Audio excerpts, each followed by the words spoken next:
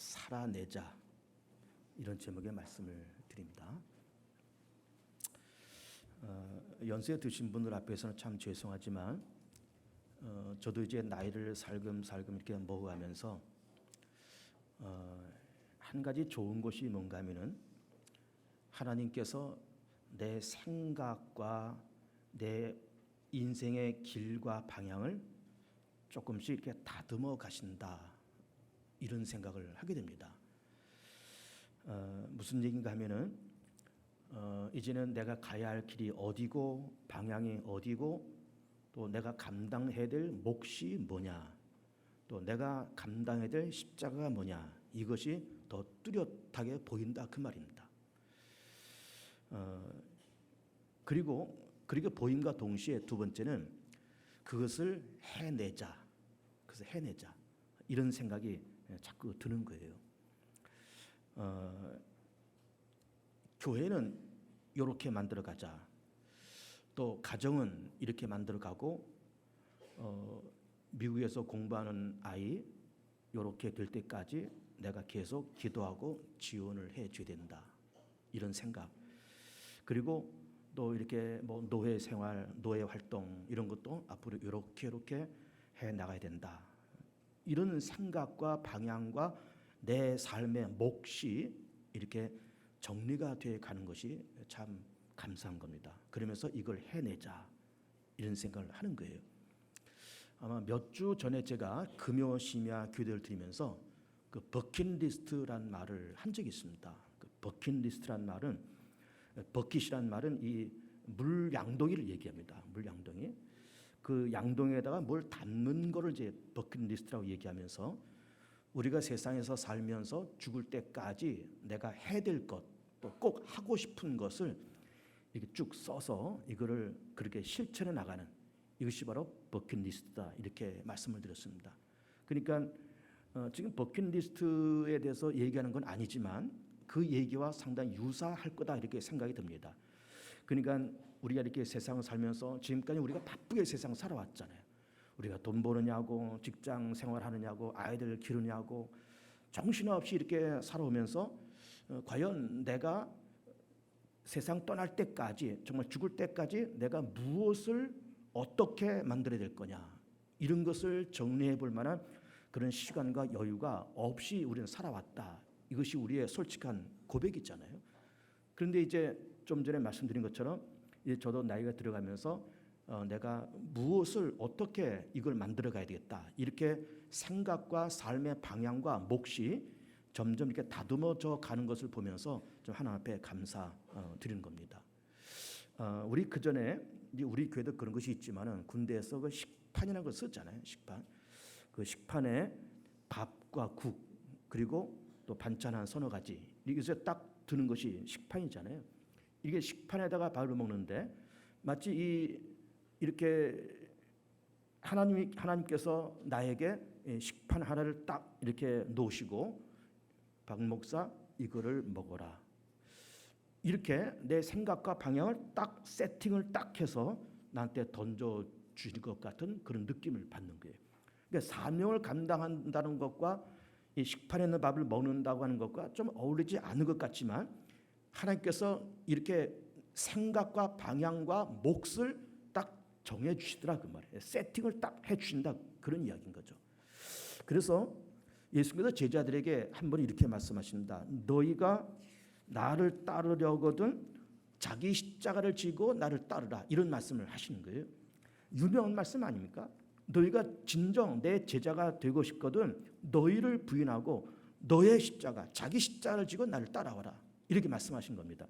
그러면 거기서 자기 십자가라는 말이 뭘까라고 하는 것을 여러분 생각해 보셨습니까? 그 자기 십자가는 자기의 길을 얘기하는 거예요. 자기 사명, 자기의 달란트, 하나님께서 그 사람에게 맡겨진 어떤 일, 목, 그리고 십자가, 사명, 달란트, 그런 걸 얘기하는 겁니다. 그래서 정말로 네가 내 제자가 되고 싶거든 너를 부인하고 내가 너한테 맡겨진 그 몫을 감당하면서 나를 따라와라. 내가 너한테 식판 하나를 딱 이걸 주면서 이걸 먹어라 그랬는데 이걸 딱 감당하고 나한테 와라. 그런데 그때는 너를 부인하는 아픔과 희생이 따라야 된다, 이런 말씀을 하시고 있는 겁니다. 그래서 이렇게 세상을 살아가면서 하나님께서 생각과 내가 가야 할 길과 방향을 딱 세팅을 딱 해주신다라는 그런 생각과 느낌이 이렇게 있는 겁니다. 참 감사한 얘기죠. 그러면서 그런 느낌과 생각을 가지고 다시 한번 예수님을 쳐다보고 다시 한번 성경을 들여다보니까는 예수님도 그렇고 성경에 나오는 많은 위인들이 자기들의 당신들께서 그 세팅된 인생을 힘차게 걸어가셨다라는 그런 느낌을 받는 겁니다. 예수님이 그런 대표적인 분 아닙니까? 예수님께서 당신에게 주어진 그 싹딱 세팅된 그 식판이 뭔가 하면은 그 십자가입니다. 십자가. 이 땅에 내려오셔서 33년을 사시고 그리고 마지막에 갈보리산에 올라가셔서 만백성의 허물과 죄를 담당하시고 십자가에서 죽으시고 부활하시는 그것이 예수님에게 맡겨진 식판이었고 이것이 예수님의 몫이었고 이것이 사명이고 딱 세팅된 그런 사명이었던 거죠. 성부 하나님께서 성자 예수 그리스도에게 성자야 예수야 이것이 내가 너한테 맡겨진 딱 세팅된 너의 식판이다. 너의 몫이다. 너의 사명이다. 딱 맡겨진 이것이 바로 예수님의 십자가였다고 하는 것이죠. 그러면서 예수님께서 33년을 사시면서 뭐 하셨던 일이 사실은 많이 계시잖아요. 뭐 죽은 자도 살리시고 병든 자도 고치시고 물리를 걸으시고 오병이어도 하시고 다 그렇게 하셨지만은 예수님의 가장 중요한 세팅된 사명은 역시 십자가 사건이었던 겁니다. 사도 바울도 그렇죠. 다메섹 가다가 부활하신 예수님 만나고 나서 그러면서 눈에서 비늘 같은 것이 떨어지고 성령 받으면서 그러면서 자기 개인적인 사사로운 생각을 적고 지중해를 중심으로 해서 로마, 그리스 그리고 소아시아 이런 지역을 헤매고 다니면서 복음을 전하고 병든 자를 치료하고 교회를 세우는 일에 전력을 다하면서 그러면서 뭐라고 고백하는가 하면은 빌립보서 3장을 보면 형제다 나는 아직 내가 잡은 줄로 여기지 아니하고 오직 한 일 즉 뒤에 있는 것은 잊어버리고 앞에 있는 것을 잡으려고 표대를 향하여 그리스도 예수께서 하나님이 위에서 부르신 부름의 상을 위하여 달려가노라 이렇게 말씀하고 있는 겁니다.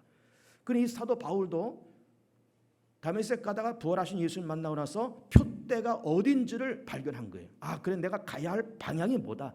내가 감당해야 될 몫이 뭐다. 하나님께서 나한테 딱 내려진 식판이 뭐다. 이거를 딱 발견한 거죠. 그러면서 내가 표대를 향해서 내가 달려간다. 이렇게 고백을 하고 있고 더 나아가서 디모데후서 4장에서는 나는 선한 싸움을 싸우고 나의 달려갈 길을 마치고 믿음을 지켰으니 그렇게 수십 년의 인생을 살아오면서 자기가 달려갈 길 선한 싸움을 싸우면서 하나님께서 자기한테 맡겨진 그 모든 사명과 몫을 그 십자가를 다 감당하고 하나님께서 맡겨진 그 세팅된 식판을 깨끗하게 정리하고 그리고 믿음을 지키면서 내가 달릴 길을 다 달리고 믿음을 지켰다고 그렇게 고백을 하고 있는 겁니다. 우리는 구약 성경을 보면 고난당한 욥을 만날 수가 있습니다. 아주 유명한 사람 아닙니까? 욥이 그렇게 동방의 의인이고 엄청난 부자였는데 하루아침에 재산 다 날아가고 자식들 죽고 몸에 병도 들고 부인은 떠나가고 그런 어려움 속에 자기가 태어난 날을 저주하고 싶은 만큼 그 괴로움 속에 있을 때 그때 하나님께서 욥에게 그가 가는 길이 너가 가는 길이 이거다라고 하는 것을 하나님께서 욥에게 가르쳐 주신 거예요. 그래서 욥기 23장을 보면 그러나 내가 가는 길을 그가 하시나니 그가 나를 달리하시는 후에는 내가 순금같이 되어 나오리라. 내가 갈 길을 하나님께서 아시고 또 나도 알고 이 고난의 길을 다 간 다음에 단련된 다음에 내가 순금같이 되어 나오리라. 그러면서 자기의 갈 길을 보고 확인했다. 그런 이야기인 거죠. 그러니까 지금 예수님을 비롯해서 여러 사람들의 예를 들고 또 저의 얘기도 지금 드리고 있지만은 이렇게 인생을 살아가면서 내가 남은 인생 동안에 무엇을 어떻게 해야 되고 내게 맡겨진 사명과 내게 맡겨진 길이 무엇이고 내게 맡겨진 십자가가 무엇인가라고 하는 것이 정리되고 보여지고 그리고 보여지는 것으로만 끝이 아니라 이것을 감당하자, 해내자 이걸 감당하자라고 하는 그런 생각과 의지가 점점 들더라 그 말이에요. 그러면서 그런 생각이 들면서 또 번뜩 머릿속에 떠오르는 한 여인이 생각나는데 그 여인이 누군가 하면 오늘 본문의 제목의 본문의 주인공인 룻이에요. 룻기는 구약 성경의 사사기 다음에 나오는 작은 책이지만 참 아름다운 책입니다. 그 아름다운 이야기를 담고 있습니다. 이 룻기의 이야기를 잠깐 소개를 하겠습니다. 때는 사사 시대입니다. 사사시대가 언젠가 이스라엘의 역사를 좀 기억하시는 말씀 여러 번 드렸습니다. 이스라엘 민족이 출애굽했을 때 연대가 대략 주전 1400년경이라고 했습니다. 그때 1400년경에 홍해를 건너서 그리고 광야 40년을 거쳐서 요단강 건너서 가나안 땅에 도착합니다. 그래서 주전 1400년경에 떠나서 40년 광야 생을 빼면은 가나안 땅에 도착했을 때를 대략 한 주전 1360년경 잡는 거예요. 그때로부터 초대왕 사울이 등극할 때까지, 초대왕 사울이 언제 등극하는가 하면은 약 주전 1000년입니다. 그래서 사울과 다윗을 얘기할 때 항상 주전 1000년 이렇게 생각하면 됩니다. 사사시대는 이스라엘 민족이 출애굽해서 가나안 땅에 도착해서 초대왕 사울이 등극할 때까지 요 한 300여 년의 요 기간이 사사시대예요. 사사라는 사람들이 누군가 하면 재판관을 얘기하는 겁니다. 판결하는 사람들. 어떤 시시비비가 일어났을 때 이것을 판단하는 사람들이 사사하고 판결자들입니다. 판관이라 그러기도 해요. 판관. 이렇게 사사시대는 왕이 없었고 사사들이 일어나서 나라를 다스렸을 때 그때 일어난 사건이 룻기에 기록이 되어 있는 겁니다. 자, 사실 룻이 나타나기 전에 누가 먼저 얘기가 돼야 되는가 하면은 베들레헴 땅에서 엘리멜렉과 나오미라는 부부가 있었다는 거죠. 베들레헴은 우리가 잘 알고 있는 지역 아닙니까? 예수께서 탄생하신 그런 동네입니다. 거기서 엘리멜렉과 그의 부인 나오미가 있었고 두 아들이 있는데 말론과 기련, 두 아들이 네 식구가 살고 있다가 베들레헴 땅에 큰 흉년이 됩니다. 그래서 이 식구들이 생각하기를 여기서 우리가 먹고 살기 어렵고 농사 짓기가 어려우니까 우리가 좀 이 요단강 건너서 모압 땅으로 피신해 가자. 거기는 농사를 좀 지을 수 있다 그러니까 그를 피신해 가자. 그래서 이 네 식구가 요단강 건너서 모압 땅으로 피신을 갑니다. 모압 땅은 어딘가? 여러분의 성경 안쪽 표지를 보면 대체로 이제 성경 지도가 나오는데 이스라엘 땅 지도가 나오는데 여러분 그걸 한번 보시면서 모압 땅을 한번 확인해 보시기 바라고 성경의 지리를 우리가 이렇게 연상해 보는 것이 좋습니다. 대략 성경 지리는 어떻게 되는가 하면 요단강을 중심에서 생각하면 됩니다. 요단강은 갈릴리 호수가 발원지고 갈릴리 호수를 기점으로 해서 밑으로 이 남쪽으로 흐르는 강이 요단강이고 그래서 요단강이 사해 바다에 이렇게 고이게 되죠. 그래서 요단강을 중심으로 해서 왼쪽이 가나안 땅이고 오른쪽이 모압 땅입니다. 지금의 요르단이죠. 요르단. 그래서 이 네 식구가 베들레헴 땅에서 살다가 흉년 들어서 요단강 건너서 모압 땅으로 이렇게 피신을 해 갑니다. 그럼 어떻게 그런 피신해 갔을까라고 하는 것은 성경에 자세히 나오고 있지 않지만 우리 대략 이렇게 생각해 볼 수 있는 것은 아마도 이 네 식구가 어느 집에 들어가서 머슴살이를 했지 않았을까? 아니면 어떤 집에 땅을 도지 얻어가지고 세를 내서 농사지면서 먹고 살지 않았을까? 아니면 남들이 농사짓지 않는 어떤 땅을 이렇게 거기다가 화전을 해가지고 이렇게 화전농을 했지 않았을까? 이런 여러 가지 생각과 추측을 해보는 겁니다. 아마 그 중에 한 가지가 해당될 거라고 생각이 드는 겁니다. 그렇게 살면서 여기서 이 두 아들 말론과 기련이 결혼합니다. 모압 여자들 만나서 결혼하는데 첫째 자부가 오르바고 둘째 자부가 오늘 본문의 주인공인 룻입니다. 그런데 그렇게 장가를 이 두 형제가 장가 들고 시간이 흘러가면서 참 불행하게도 이 집의 가장인 엘리멜도 죽고 두 아들도 다 죽습니다. 그러니까 이 집에는 과부 3명만 딸랑 남게 되는 거예요. 시어머니 과부 그리고 과부 자부들, 과부 며느리들이 이렇게 3명이 딸랑 남게 되는 겁니다. 그 참에 소식을 들으니까는 베들레헴 땅에 그동안 흉년 들었는데 이제 거기도 비도 오고 그래서 농사를 지을 수 있게 되었다라는 말을 들으면서 그럼 이제 우리 여기서 생활을 접고 고향으로 돌아가자. 그러면서 나오미가 두 자부를 앉혀놓고 이만저만해서 우리가 다시 고향으로 갈 텐데 얘들아 너희는 모압 여자들이 아니냐? 또 너희들은 더 젊지 않냐? 그러니 너희들은 여기 남아있고 나만 혼자 갈 테니까 여기서 좋은 남자를 만나서 재혼해서 새롭게 인생을 출발해라. 이렇게 했더니 첫째 자부 오르바는 거기 남고 그리고 둘째 자부 룻이 하는 말이 어머니 나에게 어머니를 떠나라고 말씀하지 마십시오. 어머니가 가는 곳에 나도 갈 것이고 어머니가 머무는 곳에 나도 머물 것이고 어머니의 백성이 내 백성이고 어머니 하나님이 내 하나님이고 어머님이 묻히는 곳에 나도 묻힐 터이니 나도 어머니를 따라가겠다라고 붙쫓으면서 어머니를 따라왔다는 겁니다. 그래서 이제 이 나오미가 어쩔 수 없이 이 첫째 자부는 거기 남겨놓고 둘째 자부 룻을 데리고 이 두 여인이 과부인 두 여인이 그 모압 땅에서 베들레헴 땅으로 돌아왔다는 겁니다.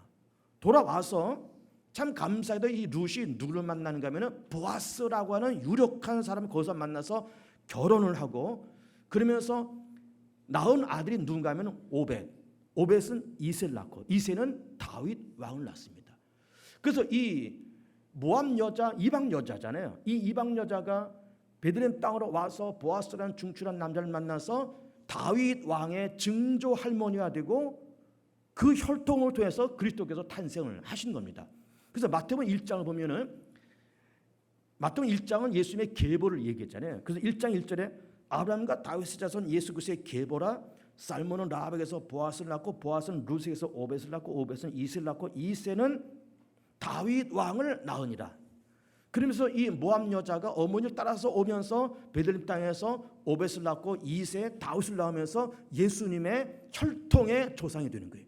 다윗 왕의 증조 할머니가 되고, 그러면서 이 여인이 고향을 버리고 어머니가 여기 남아있어라, 젊은 사람 만나서 결혼해라 라고 하는 말을 거절하고 어머니를 쫓아오면서 뭐 별생에 다 들 것 아닙니까? 내가 아직 젊은데 혼자 되는 어머니를 어떻게 내가 모시고 어떻게 뭘 해서 먹고 살까? 고향에 돌아가면 나오미들 걱정이 많고, 룻은 룻대로 걱정이 많으면서 뭘 해 먹고 살까? 고향에서 나를 더 천대하지 않을까? 걱정이 많고, 젊은 룻은 더더욱 걱정이 많으면서 정말로 고생과 눈물과 고생의 앞날이 훤히 보이는 거예요. 훤히 보임에도 불구하고 오늘 본문에는 그런 말이 나오지 않지만, 아마도 룻이 그 모압 땅을 떠나서 베들레헴 땅에 오면서 그런 고생이 눈에 훤하게 보임에도 불구하고 살아가자, 살아내자, 한번 가보자, 견뎌내보자, 감당해보자 라는 그런 마음과 결단을 가지고 베들레헴 땅에 왔을 거다라는 생각을 해보는 겁니다. 그러니까 하나님께서 그 여인이 눈에 들어오고, 참 룻, 너는 이방 여자고 너는 젊은 여자임에도 불구하고 내 젊은 남자들 만나서 새롭게 재혼해서 그렇게 할 수 있을 만한 형편이 됨에도 불구하고 다 이거 버리고 늙은 시어머니를 쫓아서 여기 왔는데, 너는 참 비록 이방 여자지만 중출하고 믿음 있는 여인이로구나. 그러면서 보아스를 만나게 하고 다윗 왕의 조상이 되었던 겁니다. 자, 살아내자라고 하는 말이 이게 국어적으로 문법적으로 맞는 말인지는 모르겠습니다. 살아내자, 산다는 말은 가능하고 살아간다는 말도 가능한데, 살아내자 썩 그렇게 문법적으로 와닿지 않는 말 같지만 그냥 이 말이 참 좋은 것 같아요. 살아내자. 우리는 세상 살면서 사람의 연수가 70이요 강건은 80이라고 이렇게 얘기하면서 우리는 그렇게 7, 80년 인생을 살아오면서 어려서는 공부하고 직업을 구하고 결혼해서 애들 낳고 기르고, 그러다 보니까 벌써 50대, 60대, 70대가 되고 벌써 노년의 나이가 되고, 그러면서 정말로 시편 90편에 있는 말씀처럼 그 모든 연수의 자랑은 수고와 슬픔뿐이 신속이 아닌 날아간다라는 말씀처럼, 날아가는 것 같은 그런 인생 속에 70년을 살았다, 80년을 살았다, 혹은 90년을 살았다고 할지라도 그 모든 시간들은 다 수고와 슬픔으로 연결되어 있는 것이 인생이라는 거죠. 그런데 중요한 것은 그래 7, 80년 인생을 살아가면서 이런 일 저런 일, 이런 골짜기 저런 산을 넘어가면서 우리가 살아가면서 사는 것도 중요하지만 살아내는 것도 중요하다 이 말이에요. 살아낸다는 것이 중요하다 그 말이에요. 여러분 살아내시길 축복합니다. 7, 80년의 인생 살아내시길 축복합니다. 살아내야 됩니다 여러분. 살아내야 됩니다. 자, 우리는 세상에 살면서 우리는 많은 공동체 속에서 살아갑니다. 제일 기본적인 공동체는 가정이고, 그리고 또 교회, 또 구역 식구들, 또 학교, 또 회사, 더 나아가서는 조국과 대한민국, 이런 여러 공동체 속에서 우리가 묶여 살아가면서, 그러면서 우리는 가정에서는 가장 혹은 남편, 아내, 자식, 부모, 그런 우리의 위치가 다 그렇게 있습니다. 직장에 나가면은 우리는 그 직장에 무슨 뭐 평사원이 됐던, 계장이 됐던, 과장이 됐던, 뭐 얼마짜리 연봉을 받는 월급장이 됐던 그런 자기의 위치가 나름대로 다 있는 겁니다. 그게 다 있으면서 그 모든 것을 다 우리는 견뎌내고 극복해 내야 되는 거예요. 다 극복해 내야 됩니다. 교회에서는 여러 가지 직분들을 주었잖아요. 구역장, 교사, 남녀 성계 임원들, 또 우리 항존직들, 또 구역장도 50여 명이 있고 부구역장도 있고 다 그렇게 나름대로 직분이 있지만 이 직분을 감당해 나가면서 힘들고 부딪혀가면서 짜증도 나고 내가 이걸 뭐하러 감당하나, 이거 안 하면 안 되나, 이런 생각과 갈등이 많이 있지만 이것을 끝까지 저도 연말까지는, 그리고 또 내년에 후년에 또 다시 교회에서 임명해 주시면 또 연장해서 이 모든 것을 해내고 이 모든 것을 다 감당해 내야 되는 거예요. 해내고 감당해내고 살아내야 되는 거예요. 여러분, 이게 중요한 겁니다. 살아낸다는 것이 중요한 거예요. 어제도 제가 노재민 권사의 우리 딸 미리 또 재원이 결혼 주례를 했습니다. 지금 저기 앉아 있어요. 이번 주에 호주로 날아간답니다. 그래서 호주에서 눌러 산다는데 결혼식 주례를 제가 1년에 한 며칠에 하는 것 같습니다. 그래서 그동안 여러 번 했을 것 아닙니까? 결혼식 주례하면서 제가 젊은 사람들을 놓고 꼭 빠짐없이 하는 얘기가 있습니다. 그것이 뭔가 하면은, 자, 남자와 여자가 한 30년 가까이 이렇게 전혀 다른 문화에서 살잖아요. 미리는 미리대로 다른 문화에서 살고 재혼이는 재혼대로 다른 문화에서 살다가 30년 가까이 살다가 서로 만나서 결혼한 겁니다. 그러니 서로 다른 문화와 다른 집안 내 분위기에서 살다가 머리 다 큰 30살 가까이 된 이런 젊은 사람들이 만나서 적어도 우리가 결혼하면 한 50년을 산다고 봐야 되지 않습니까? 80년 살면 50년, 90세까지 살면 60년, 적어도 한 50년 산다 그럴 때, 그것도 이 집이라고 하는 가정이라는 밀폐된 공간 안에서 전혀 다른 문화에서 살던 이 두 남녀가 50년을 이 여자는 이 남자를 바라보고 이 남자는 이 여자를 바라보면서 50년을 산다. 이게 보통이 아닌 거예요. 이게 보통이 아닌 겁니다. 그럼 다른 문화에서 살던 사람들이 그러면서 이렇게 뭐 한 1년, 2년 지나가면서 좀 삐그덕삐그덕하기도 하고 서로 말다툼도 생기고 아마 그럴 수도 있습니다. 그러다가 살짝 갈등도 들 수 있습니다. 이게 내가 잘못 만난 것이 아닐까? 그런데 제가 어제 이 두 사람 결혼 주례하면서 결혼 주례를 오랫동안 했지만은 처음 쓰는 결혼 주례 본문을 로마서 8장을 선택했습니다. 하나님을 사랑하는 자 곧 그의 뜻대로 부르심 입은 자들은 모든 것이 합력하여 선을 이룬다. 이 본문이 요번에 이런 본문을 설교를 한번 해보자 해서 그 본문을 선택하고 주례사를 했습니다. 그리고 조금 전에 30년 동안 같이 이렇게 서로 다른 문화에서 살던 이 두 사람이 만나서 50년을 밀폐된 공간에서 살아간다는 것이 쉽지 않지만, 그래서 갈등도 생기고 삐그덕삐그덕거리는 소리도 당분간은 날 수는 있겠지만 10년 지나고 20년 지나고 30년 지나면서 적어도 예수 안 믿는 사람은 모를지라도 교회 바깥에 있는 사람들은 모를지라도 적어도 교회 안에 있는 하나님을 사랑하는 자, 그 뜻대로 부르심을 입은 자들에게는 이 여자는 이 남자를 만나서 이 남자는 이 여자를 만나서 합력해서 뭘 만드신다고요? 선을 만드신단 말이에요. 놀라운 비밀입니다. 놀라운 비밀이에요.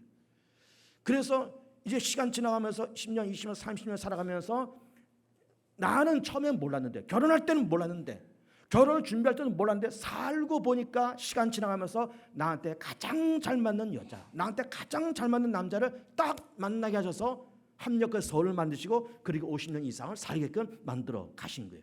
그러면서 물론 이렇게 맞췄으니까 다 살지만 또 우리는 뭘 또 해야 되는가 하면 50년을 살아내야 됩니다. 50년을 살아내야 됩니다. 가장의 직분을, 남편의 그 위치를, 아내의 위치를, 부모는 부모, 자식은 자식의 위치를 살아내야 되는 거예요. 강한 자가 사는 것이 아니고 살아남는 자가 강하다고 그런 말 우리는 늘 듣지 않습니까? 그 50년을 살아내는 사람이 강자고 그 50년 살아내는 사람이 승리자입니다. 뭐 세상에 나가서 우리가 무슨 뭐 총칼을 휘둘리면서 뭐 전쟁터에서 이기고 우리가 무슨 뭐 세상에서 높은 벼슬을 얻고 그래야만 강한 자고 그래야만 승리하는 사람이 아니라 50년을 살아내는 사람이, 인생 70년 80년을 살아내는 사람이, 이 사람이 승리자고 이 사람이 강한 사람이에요. 룻이 그런 여인이었다는 거예요. 욥이 그런 사람이고 사도 바울이 그런 사람이고 우리가 믿는 예수님이 그런 분이었다는 겁니다. 33년의 삶을 살아내시는 거예요. 십자가의 아픔과 고통을 그걸 견뎌내는 거예요. 감당해내는 거예요. 감당해내는 겁니다. 젊은 사람들이 대체로 원하는 직업의 로망이 뭔가 하면은 대기업, 공무원 아니면 교사, 다 젊은 사람들의 로망입니다. 그래서 그 대기업에 들어가려고 뭐 취업도 재수, 삼수를 하고 공무원 시험, 뭐 교사, 임용고사 다 이렇게 달라붙으면서 다 그렇게 하는 겁니다. 다 그렇게 들어가면 안정된 직업으로 안정된 직장에서 그렇게 사니까는 다 그런 직업과 그런 직장을 다 희망하는 거죠. 그러나 사실은 그렇게 대기업에 들어가고 공무원과 교사, 임용에 들어가는 사람들은 사실은 극소수에 불과한 거예요. 대부분 젊은 사람들 대부분은 90% 이상은 다 중소기업에서 연봉 2,500만 원부터 시작하는 거예요. 다 중소기업에서. 때로는 막 기름도 묻혀가고 막 허드렛 일도 해가고 하루에 12시간, 13시간 근무 다반사고 우리 다 그렇게 살아가는 겁니다. 그런데 이게 젊은 사람들이 그런 대기업과 다 그래 다 로망을 하지만은 남들은 다 그렇게 하는데 나는 중소기업에 들어가서 막 기름 묻혀하면서 연봉 2,500만 원, 연봉 2,500만 원이라고 그러면은 그래 한 달에 200만 원 받는 거예요. 한 달에 200만 원 받는 거예요, 결국. 그거 이제 받으면서 직장이라는 데를 출발을 하는 겁니다. 그러니까 젊은 사람들이 월급 200만 원 받아가지고 왔다 갔다 차비하고 점심에 밥 사 먹고 커피 한 잔 마시고 그거 그렇게 다 없어지는 돈입니다. 무슨 돈을 벌겠습니까? 그런데 그렇게 연봉 2,500만 원 받는 이거를 젊은 사람들이 견디질 못하는 거예요. 견디질 못해요. 그래서 연봉 처음에 한 5천만 원부터 시작해서 한 1년 3, 4년 지난 다음에 한 7, 8천만 원 되고 조만간 연봉 1억 되고 이런 것을 젊은 사람들이 로망을 하는데 이 처음에 연봉 2,500만 원이 떡 주어지니까는 여기에 이걸 견디지 못하고 몇 달 만에 훅 하고 뛰쳐나오는 거예요. 몇 달 만에.